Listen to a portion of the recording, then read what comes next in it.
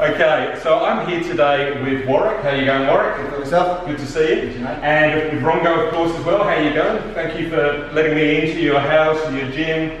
It's pretty awesome here. Thank you for coming, brother. Thank you very much for coming and seeing me and Warrick. No, it's great watching you two guys train together. So how did it come about you two training with each other? Well, I've known about Warrick for a long time, since I started Strongmen.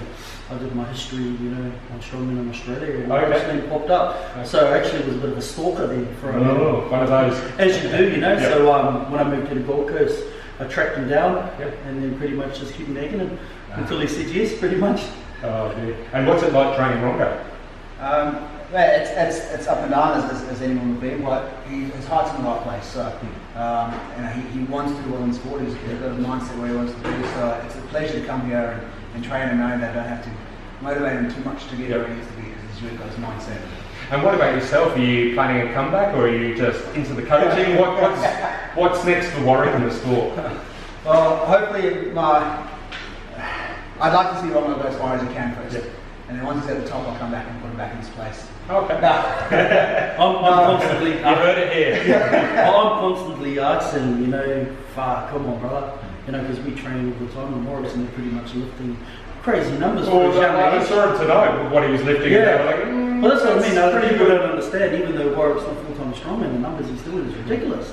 But he's still pushing me, and training. Watching him, he gets in there and works his ass off to help push me, which I find inspiring.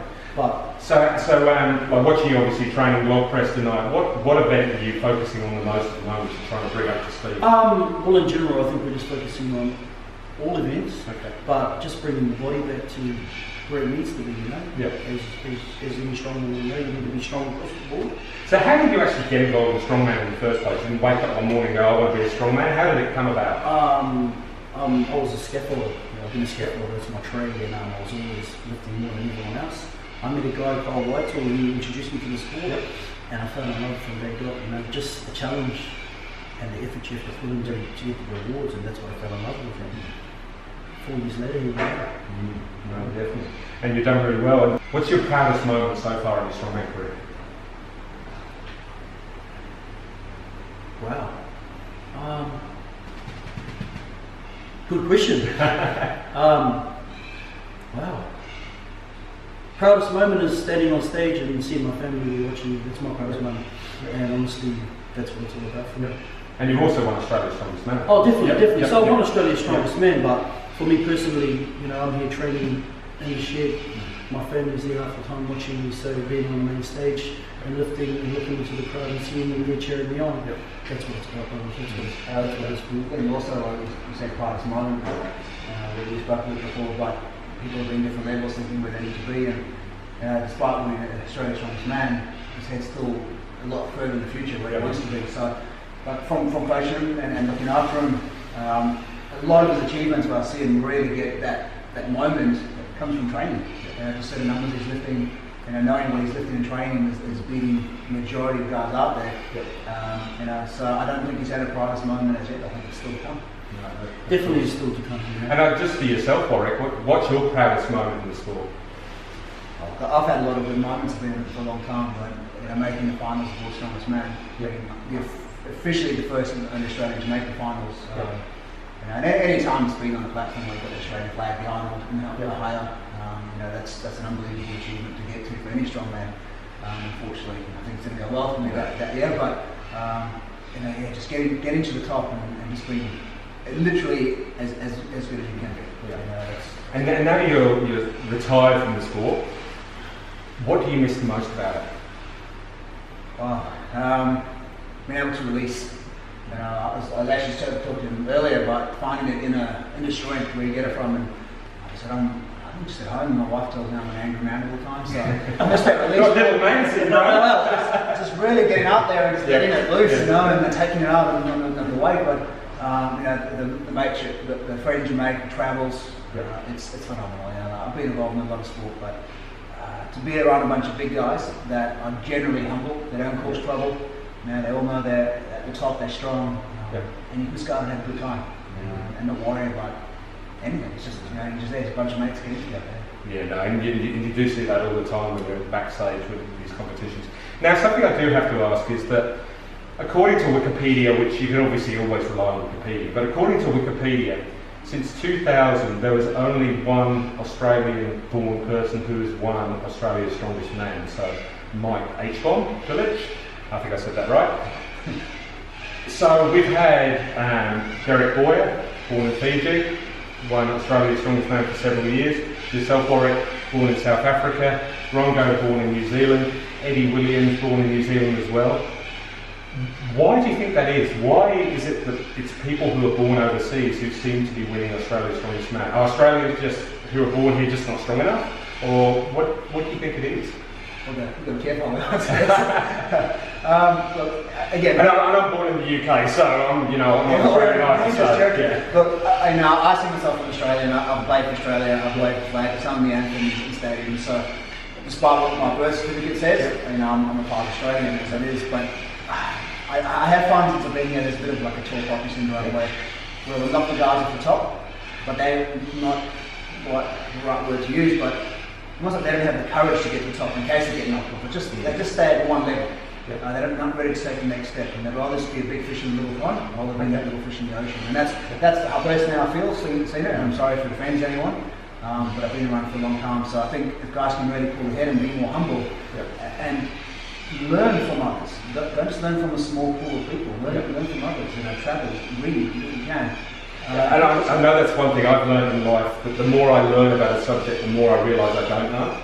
And I think sometimes in strongman you get people come into the sport, especially new strongmen, and they think they know everything in the first 6 months. But the learning curve is only just starting for them. And I know when you speak to strongmen at the top of the game, they are always learning off each other. You're listening to each other, not so of course, but you guys listen to each other and you take each other's advice. Which I must admit, for people outside the sport, they find it a bit strange that you can be in a top competition and your competitor is actually telling you how to actually pick up that implement and that. But these guys, top of the game, you're always learning. Definitely, if you want to be the best, you have to learn from the best. And mine is Warrick's the best that's come out of Australia, Australasia, you know what I mean? That's just my opinion. And everything he's shown me, mate, you don't learn from anybody. You're not looking weak, so I think you're on the right path there. Did you say black or something? Hey. Cookies and cream. Yeah, we're working on Warrick's 10. I can't get it right. We're working on my South African one's wearing off now. We'll work on that too, but no, your story is a fascinating story. So, you do a YouTube search of you, there's a very, dare I say, skinny looking version of Rongo with a microphone. What was that all about? In my early days, around 16, 17, I was a part of a show called New Zealand Idol. Yep. Way back then, and I was a singer. I travelled New Zealand singing, but it was amazing. It was an experience that I experienced in life. And then, decided to move to Australia and try something new. Okay, so your singing career didn't take off? So. It did, but I was young. Yeah. I turned 18 on the show, and Did you win? Where did you come on? I came top 5. Okay. Out of New Zealand, which was, it was an amazing experience. I got to travel to New Zealand. I got to meet a lot of awesome people, sing on some amazing stage, and I believe experiencing that helped me out to where I'm now, where I'm quite comfortable to go and talk to people, be in front of a camera. And that's actually an interesting thing. It's like people who followed you know that you call yourself the warrior, and you're very much the entertainer. And maybe that's come from that background in singing. Definitely. I've had time on a stage and been in front of people, so I've learned how to adapt to a situation like that. Where you have to experience that in life. We have to go through something like that. So I truly believe that. So, where do you see yourself? What are you actually aiming for? What is the ultimate goal for Rongo? Podium, all strongest man. Okay. And I'm confident that I'm going to get there. I'm very confident. With Warrick there guiding me along the way, we're going to do it. And I say that with confidence enough. I've set my goals for my strongman career, and I'm very lucky to have Warrick there. Warrick's been there. He's been to the finals. He knows what it takes. But I tell you right now, he didn't make it there by just winging it, mate. What he puts me through is horrendous. When how he trained, when he was fully, when he was competing, is crazy. I'm not even touching the surface of the things this man used to do. You've actually got a YouTube channel. Yeah, so definitely. It's called The Warrior? Yep, the Warrior Rongo King. Okay. Jump on there, like, subscribe, people out there. Don't be shy. But we're just taking people on a journey with us. The vlogs we're doing is taking people behind the scenes. Yep. So they can see what actually happens. You And, know? and can I just say they are awesome vlogs, so Yeah, big shout out to my brother. Big shout out to my brother, Rock Crew over there. Yeah, he's actually Love you, my brother. filming us at the moment. But yeah, You that's know, so awesome. we've got an amazing team on, you know, me and Warrick, we're in there doing the hard yards, but we've actually got an amazing team behind the scenes. My brother does the vlogs, my wife, she does all our social media and does all, you know, behind the scenes. We've got a website dropping soon, Oh, which wow. is going to be awesome, you know. So what's that going to be? What's That's the going to have web apparel, you know, with all the Warrior shirts, Okay. tees and everything like that, but also our journey, what me and Warrick are up to, where we're going, you know, just more info. You know, we're just putting together the big package so when we do get onto the big stage, everything's pretty much primed and prepped. Yeah, definitely. So I just want to ask you both the same question. I'll go to Warrick first. So what's the biggest lesson you learned in the sport of strongman? A lot of lessons. I think the biggest lesson in terms of competition is that you've got to be ready for that when the whistle goes. Yeah. And what about yourself? You've had a pretty full-on life over the last 24 months. You know, what's your biggest lesson you learned? Biggest lesson is never give up on your dream, brother, pretty much, you know what I mean, no matter what happens in life, and that's the message I'm pushing at the moment. You know, things happen in life, but that's life. Yeah. Get back up and keep charging on, you know. What I've been through in the last, you know, freaking 12 months is horrendous, Yeah. where it should have broke me down, you know, but get back up and keep going, man. You know what, I have a belief that when people are driven really to a really low place, it's like a turbocharge. That when you get out of that place, it gives you all that power, not to just come back to where you were before, but to actually take you beyond there. Definitely. And that's it's, you know, when you lose everything, you learn to appreciate everything. You know what I mean? So my experience is, man, I hit rock bottom, and I'll say that openly. But hitting rock bottom opens your eyes. Yep. It makes you focus. You know what I mean? So I think that's one thing with me right now is I'm focused, and I'm ready to put the work in to do whatever it takes to achieve my dream and my goal.